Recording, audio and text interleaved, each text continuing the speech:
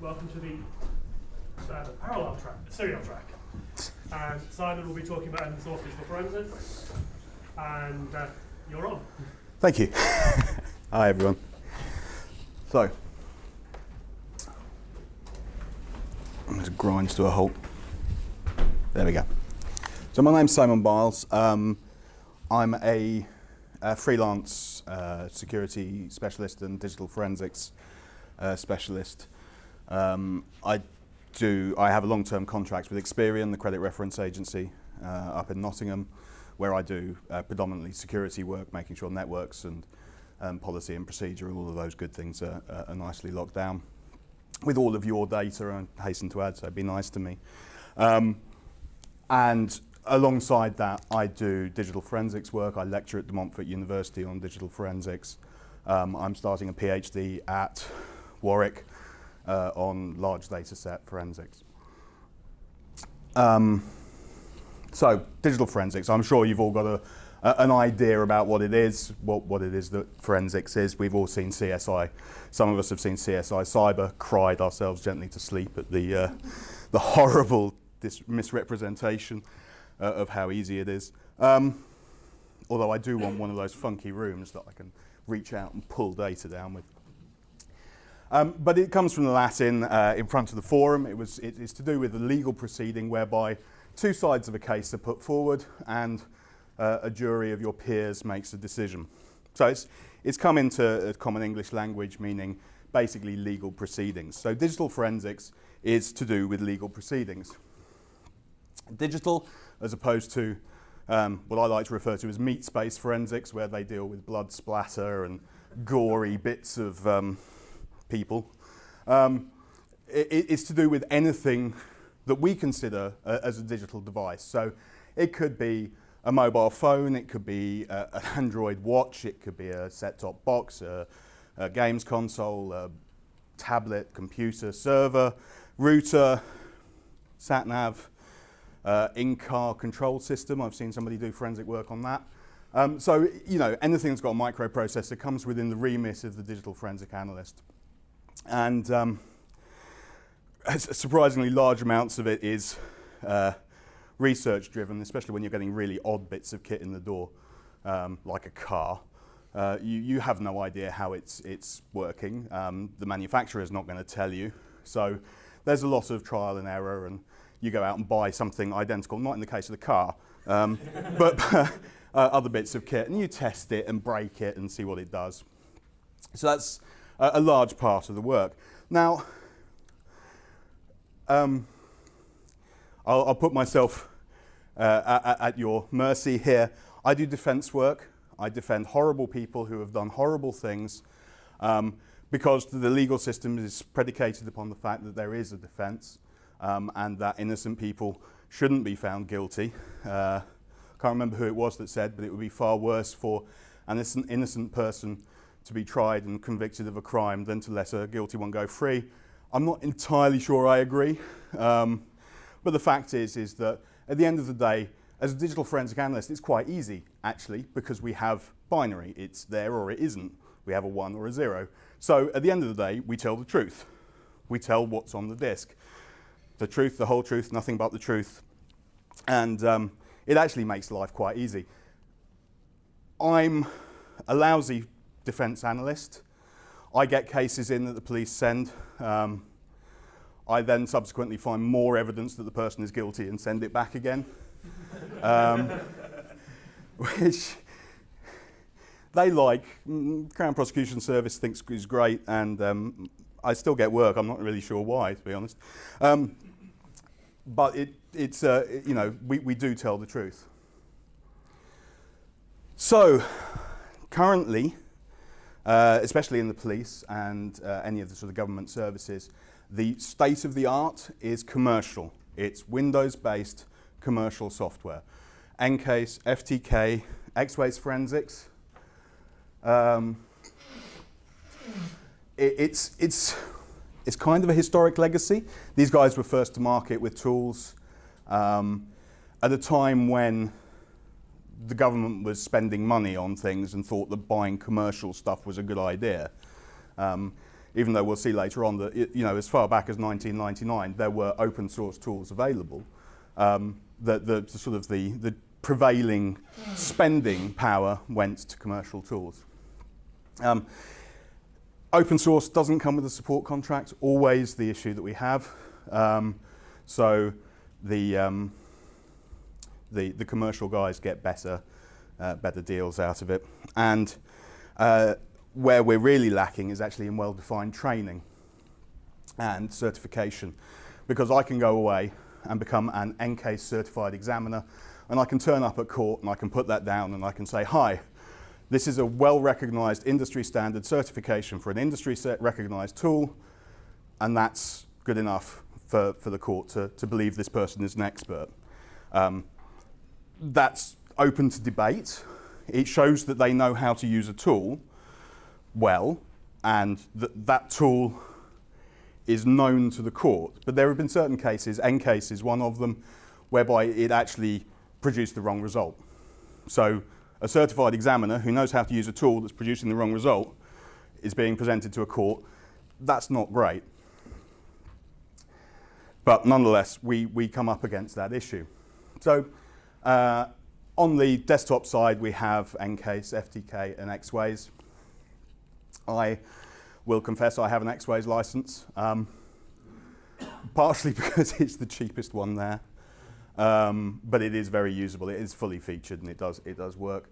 And sometimes it's easier to do that. I do try and use open source tools as much as possible, but at the end of the day, I'm competing against other people, so it does matter.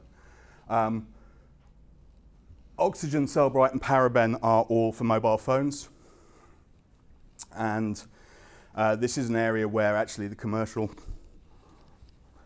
software does much better than open source does. I have an Oxygen license again. I hate doing mobile phones. I loathe mobile phones. They're horrible little devices, miserable to get into, miserable to analyze, full of tons of really useful evidence, because they tell me where you've been, when you were there, if you have Snapchat and all of this sort of stuff. It's huge amounts of data, but they are a pain. And huge amounts of money are thrown at this by the government, the police, me to a certain extent. An Xways license is £600, that's not too bad. An Oxygen one is £2,500. In terms of the mobile phones I did last year, I just about broke even on my license. Partially because I keep turning them down because I hate them so much. But as I was saying, the issue is that you have point and click forensics. Somebody's taught how to use a tool, they're not taught about what it's doing or how it does it. And because it's not open source, they can't go and have a look. There's no way for them to go, oh, okay, so it's taken that data structure and it's done that with it. They can't get into the nuts and bolts of it. And because budgets are tight and because the police are stretched for resources, and I consider them to be good people and doing the right things, quite often what they do is they train up the cheapest possible qualification to generate a report from a tool.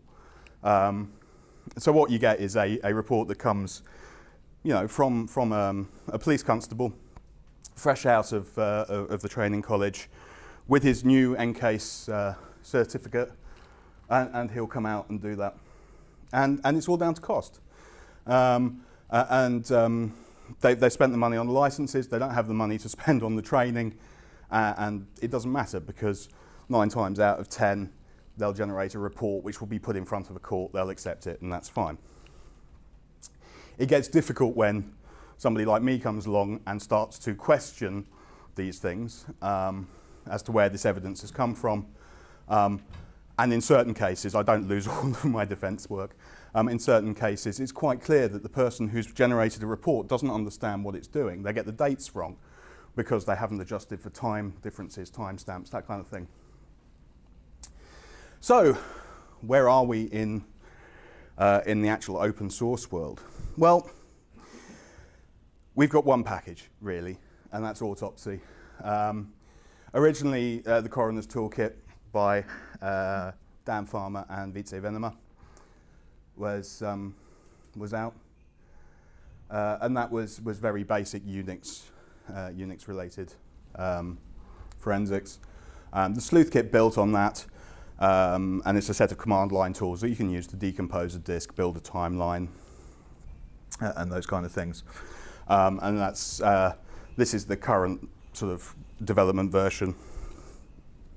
And Autopsy is the equivalent of EnCase or FTK. It's a graphical interface to the back end of the sleuth kit that allows you to do the more pretty things, like, you know, browse pictures of, I won't go down that path, browse libraries of pictures that are collated. So, you know, rather than, you know, manually opening each and every one, it'll build thumbnails and take thumbnails of movies and things. So it makes searching a lot easier.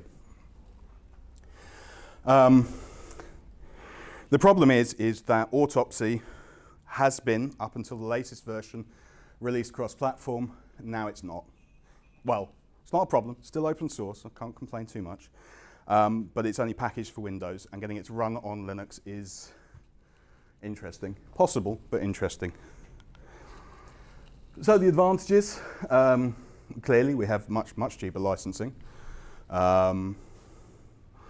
We should contribute back in terms of bug fixes and source code, or contribute towards development costs. I support various things in order to keep my toolbox as cheap as possible, basically. So if it's open source, we can look inside, we can see what it's doing, we can assess whether it's doing it correctly, we can understand what it's about. Autopsy is actually quite competitive with EnCase and FTK and X-Ways. It's got most of the main features, not some of the fancier ones, but it has the capability for scripting plugins through Python. If you happen to like Python, that's great. So you can extend it, you can build on it. And they actually run a competition every year for the most useful plugins, and those are put back into the community. So it's a growing tool in that regard. And like I said, it's cross-platform-ish. The disadvantages, they do run the training course, but it's few and far between. There's 30-odd EnCase training providers in the UK. There's one Autopsy training provider in the US. So support, you're down to the usual mailing lists and stuff. And court case deadlines could actually be quite tight. Partially because lawyers are idiots and will send you a disk of 20 terabytes 5 days before they're supposed to be on trial and expect you to produce a detailed forensic report. Partially because deadlines are tight. You know, the court system sadly is dealing with quite a lot, and they do try and churn them through fairly quickly. So, you know, getting imminent and urgent support is important. Court recognition. I've not actually come across this problem personally, I have to say, but I have understood that people have spent far longer explaining the work that they've done because they've not used a recognized tool. And it's defense lawyers lawyers generally aren't very nice people when you're facing them in a box. They don't want to be warm and fuzzy towards you. They will try and rip a hole in whatever testimony you're putting forward. And if that's making you look bad in front of them because you've used a free tool that's not recognized, they'll do it. And the purchasing approval issue, senior management like things they can pay for some strange and bizarre reason. Who knows? So where does that actually leave us in the real world? Well, we could leave it there. We could say, Autopsy, it's fantastic. We've got our open source tool. It runs on Windows. Fine, let's just get on with it. But certainly in my case, and I'm sure a majority of people in this room, we live a lot more by a Unix philosophy. There's more than one way to skin a cat. If you're a Perl programmer, there's definitely more than one way to do it. So, you know, there are other ways to approach this. quite a lot of them are very efficient, possibly more efficient than using the command line tools. Sorry, not the command line tools, the packaged graphical tools. Some of them are more pleasant than using the graphical tools. If you're dealing with an unpleasant case, being on the command line means you don't have to look at pictures. I really prefer that. But you can still pull all of your file metadata and all of the good stuff from there. So we can go and we can create our own tool chain, our own tool set around what's available. Even the standard tools, just the bog standard stuff, without getting into anything fancy, are incredibly good. DD is actually recognized as a very standard way to image a disk. If you have a write blocker, a physical write blocker, or a software write blocker, you've mounted a disk as a read-only disk, a DD image is pretty much ideal. It's perfect, it's a bit-by-bit copy, and you can use it in any of the commercial tools or any of the open source tools, and it's a well understood thing. And you can write it out to another disk, you can compress it, cut it up, whatever you want to do with it, and it's a good thing. Combined with obviously the important checksum hashes to make sure that your data hasn't changed in the process.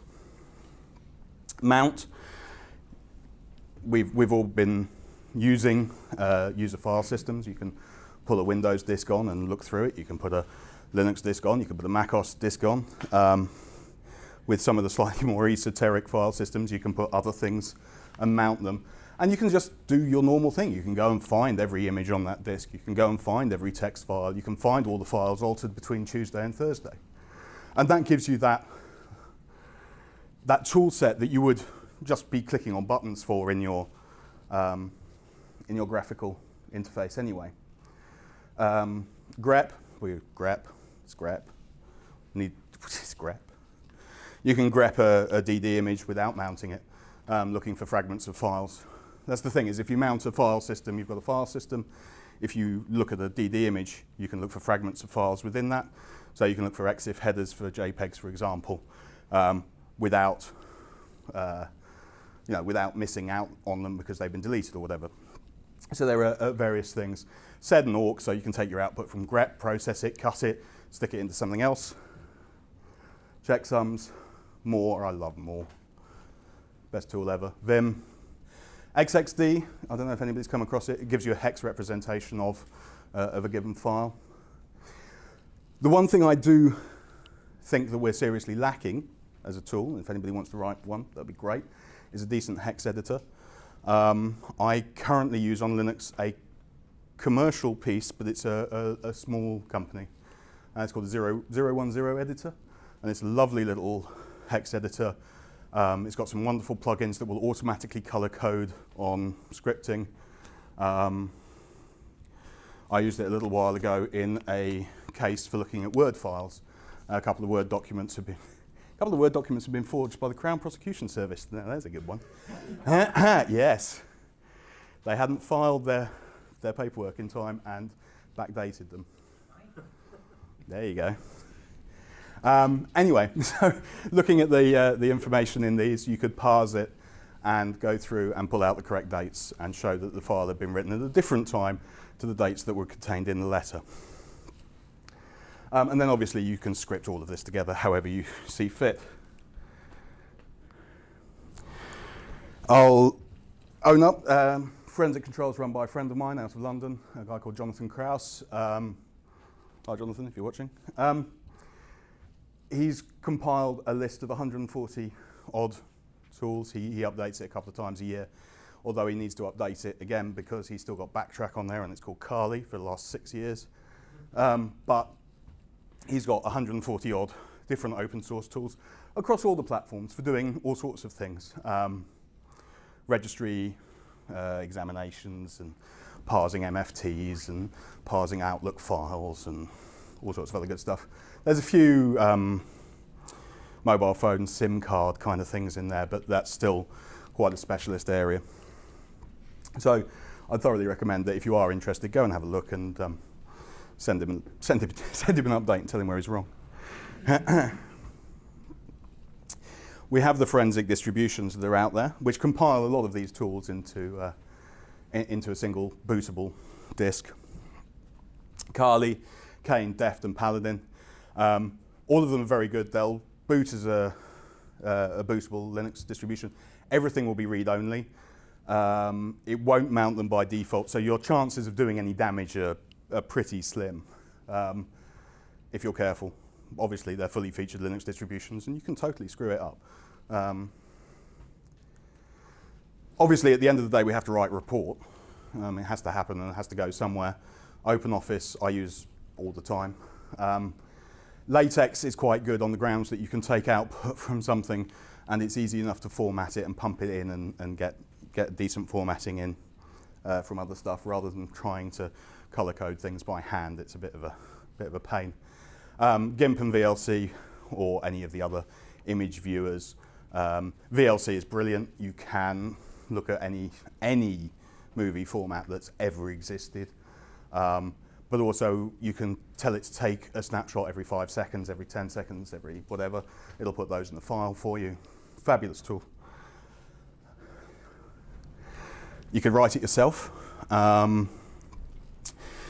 It seems to be in a bit of a lull at the moment, I have to say.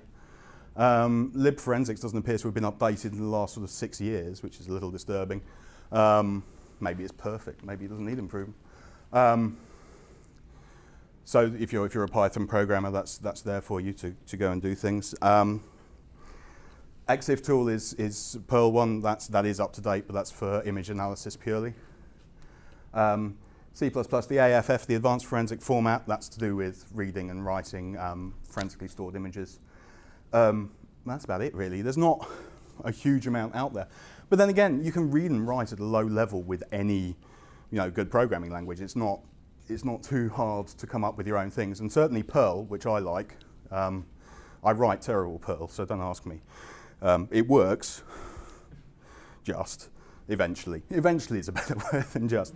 It works. But because it does all the pattern matching, it's fantastic, and I really like it. Virtualization, big fan of virtualization. Similar to mounting a disk, you can take an image, create a bootable disk from it, and boot it, and see what it is that a suspect actually has. And you come across the suspect who's going, it wasn't me, I didn't put those pictures on my computer, it's nothing to do with me. Somebody hacked in and put them there. They're in a folder on his desktop saying, my favorite photos. And you can see that, and you can show that to a court. It's brilliant. You take a film, you go, look, this is what's on his desktop, this is the folder, this is where it is. So OpenBox, brilliant for that. QEMU, not quite as fully featured for recording and stuff, but it does all of the other processors. So I've emulated a Raspberry Pi on QEMU, not for the purposes of actually doing a case, but creating a training session for somebody else to do it, and it works really well. It's quicker than a Raspberry Pi as well if you've got a good computer. But you can see that. And if you're doing Windows and everybody wants to use the Trojan defense, it's horrible. Somebody hacked into my computer, it was a piece of malware, it downloaded all this stuff, I know nothing about it, and then it deleted every trace of itself. Yeah, bollocks. I point blank refuse to use it unless I actually find malware. But if you're looking for malware, you can boot a Windows machine and see if it's talking to anything. Sorry? How many toolbars can Explorer? Yeah, all the good stuff. So, you can really, get a grip, and it can, I'm going to say it can be quite nice, but you can get into the mindset of somebody if you have a look at the way they've got their computer configured, and it can tell you a lot. That took, hang on, no it didn't, I started early, that's all right. Thought I'd do. I have 15 minutes for questions. Brilliant, go for it. Do you have any particular requirements, or how do you handle the provenance of your data? And when you're talking to the court, how much of the process you've used do you have to explain, as opposed to just here's the results? Right. There are two ways that my data comes to me. Either the police will take an image, I will then get a copy of that image, verify that the checksums are correct, and work with the image that they have taken. And I will read the report about how that image has been taken. And if it has been done properly, I will assume that it is correct. The other way that it happens is that I will get a laptop in the post. Not quite in the post, metaphorically speaking. Somebody will turn up, motorcycle courier usually turns up with a container with a laptop, a tablet, a mobile phone in it. And then I will image it, and I will document it, and I will report on what I find. And what's best is if the police do it and provide me with their report with their image hashes, and I do it, and my report and my image hashes match theirs. That makes it really easy. If for some reason the image hashes don't match, there's the possibility of the court going, why don't they match? Now, it could be a number of reasons. People have, in police evidence rooms, turned things on, which is a dumb idea, which of course will change the hash immediately because it'll write stuff. And if there is some documentation to support that that has happened, then you can sort of argue that it has changed because of that. But if it hasn't, you can start to build a defense case that says the police report isn't accurate in that aspect, but I have imaged it there and I have found the same files in the same places that they're saying they are, and you build around that. There's usually not too much argument about the provenance unless they've really screwed it up somewhere. I had a fantastic argument with someone about 2 years ago about they were claiming that a computer had been on the network. And I said, okay, go on, prove it, and prove that that server has done that. And well, they'd never imaged the server. The server was in the data center in Germany, and they were claiming evidence from it. It was like, well, come on, you're taking the piss, really. So that kind of sort of fell aside. Unfortunately, he pled guilty already, which didn't really do him much good. But we did reduce his penalty quite a lot because they couldn't actually prove the extent that they was claiming. But yeah, did I answer it? Yeah. What about the hardware encryption on some of the new laptops? How easy is it to transfer the data and then decrypt or look into something? It's difficult. Again, there are two ways of going about doing this. You get the suspect with a rubber hose in the dark room. You are compelled by law in the UK to surrender a password, and you can be punished for not surrendering a password. Your choice in the prisoner's dilemma is the crime that you're being accused of going to give you a longer sentence than not disclosing your password? If it is, we don't get in. It's occasionally technically feasible to do so. Okay, NTAC, the National High Tech, or whatever it is, Technical Assistance Centre, or the high tech crime guys have some agreements with the Secret Squirrels in Cheltenham, and they can, over a period of time, get into some things. However, you have to be Osama bin Laden in order to justify the expenditure. Okay, 9 times out of 10. They'll cough the password. For some reason, they think we're not going to find something. Yeah, I don't know either. So we get that. And I'll get an iPhone, will come in, and I'll have the PIN to open it and image it. And the same with laptops. They'll provide their passwords and stuff. And are you talking about this afternoon anyway? Not explicitly, no. So that's kind of okay. The Simon the second talk this afternoon about first response. Yeah. Yeah, we will cover it vaguely. Yeah. Isn't the fact that you have to have the device and its PIN actually contrary to the whole principle of forensic analysis? You've actually got to turn the thing on. The Association of Chief Police Officers put down several guidelines. The first one is don't do anything that will alter the evidence. The second one is if you have to alter the evidence, ignore rule 1, and then do it in a way that you can document as long as you know what you're doing. And that's your get out of jail free card. So yes, it completely messes with the principles from a good forensic standpoint, but it is legally allowed. It's sort of worrying, and also that you said earlier that some barely trained PC plot might have had a go at it first. Yes. I thought there was considerable risk of them mucking stuff up if the device is allowed to run. Yes, especially when you're using something a little more interesting than a straight data dump, because you're starting to do things like load things that crack a root so that you can image the whole of the device. And at that point, you are seriously altering the contents of the device. Now, if they have done that, it does kind of make the evidence a bit iffy. Very If it tells you where the bodies are buried and you find the bodies, then... Yeah, the thing is that at the end of the day, we will write a report.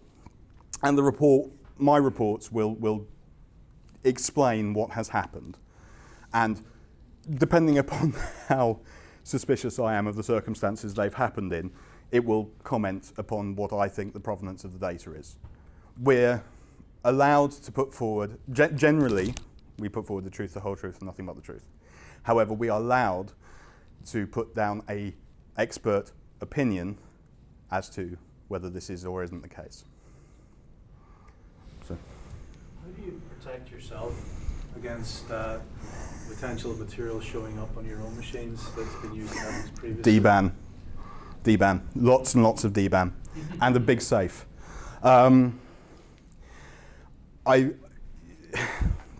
It comes on a disk. You never get an original copy for that kind of thing. It comes on the disk. I have a standalone computer. It's updated and patched and everything before it comes off the network.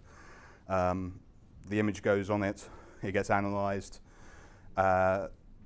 Overnight, well, the door's locked in my study, but overnight the original disk goes in the safe. The case is run. The report is written. A period of time, the disks, I have removable disk caddies in my examination machine. They come out, they go into the safe as well. As soon as the case is run, he's convicted. If he's not appealing, they're destroyed. So DBAN, I can't afford to keep shredding the things. So DBAN is good, and I override them half a dozen times. It takes however bloody long it does. Theoretically, there's still a possibility there's stuff on there, but I think I could defend that myself in court. So, and then the original is destroyed as well. So it's for the period of time that I have it, I have a dispensation from the court in order to do so. So I am legally allowed to. So I was going to ask, you mentioned a couple of distributions of Linux, Yep. security forensic stuff, like for example Kali. I was wondering, do you have a favorite, and do you ever have to build your own custom version? How do you to respin it? Yes, I have a favorite. And I use Fedora. I tend not to do live analysis. If I'm imaging, I pull the disks from the machine. I have a write block. I have hardware write blockers made by a company called Tableau. They're very good. You plug the disk in one side, so there's no risk of stuff going.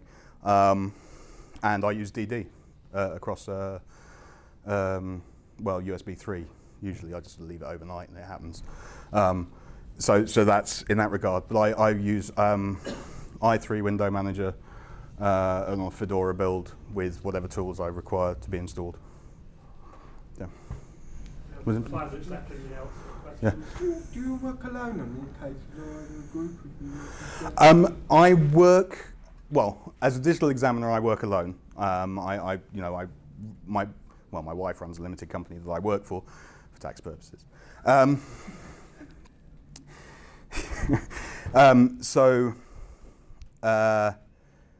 was I saying? Oh yeah. So I work alone within that company as the only forensic examiner. The contract that I operate under is through a company called Forensic Equity in London, and they deal with all matter of forensics like chemicals, gunshot residue, blood splatter, and fingerprints and that kind of stuff. So I am sort of subcontracted through them to do this work. So I can, we have. There's a case. that I can't talk much about, but it's we're working it in parallel. So there is a forensic accountant doing some aspects of it, and I'm doing the digital aspects, and we're sort of crossing over where I provide him with stuff, and he asks me to look for things. So it's kind of a teamwork in that regard. A lot of responsibility. Yeah, yeah, yes. Yes, and it's nice when you get off somebody who is innocent, or you think is innocent. I mean, I come across cases where I look at the evidence and I say, I don't believe this person is guilty, and you hear that they are acquitted of it, and that's fine. And it's also nice when you see that somebody is clearly guilty and you hear that they are. But again, because there is a legal system, anything I say and that the defence wants to use in court will be checked by the prosecution. The prosecution will give it to their expert who will say, no, this is rubbish. So there is a system of checks and balances that make sure that I can't find somebody guilty when they're not, or find them innocent when they are guilty. So it does have controls in place that manage that. The Word document with the wrong data, Yeah. were you able to prove that that was tampering as opposed to someone blocked it? Yeah. Yes, because it was done on a network machine. And therefore, because it was part of an Active Directory, it would have had to be within 5 minutes of the central time zone for Kerberos. So, nicely. I enjoyed that one. So we've now got lunch until 2 o'clock. But the programme doesn't appear to be quite right. We should be finished it. We should have done this in 15 minutes. So 2 o'clock, we're back in here hearing about first response from Simon again, or in the other room, hearing about Isinga and evolution from Negos. Isinga I'm reading the right day, of course. Please feel free to check. Thank you.